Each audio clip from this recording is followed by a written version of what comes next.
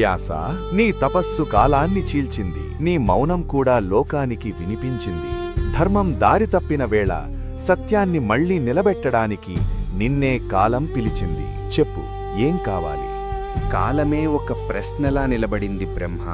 ధర్మం అధర్మం మధ్య మానవుడు దారి తప్పిపోతున్నాడు. జరిగినదంతా కాలంలో కలిసిపోకుండా లోకానికి చెప్పబడాలి. ఇది కథ కాదు, ఇది మానవజాతి ఎదుర్కొనే సత్యం. ఎలాగైనా మానవజాతికి ఈ మహాభారతాన్ని అందించాలి.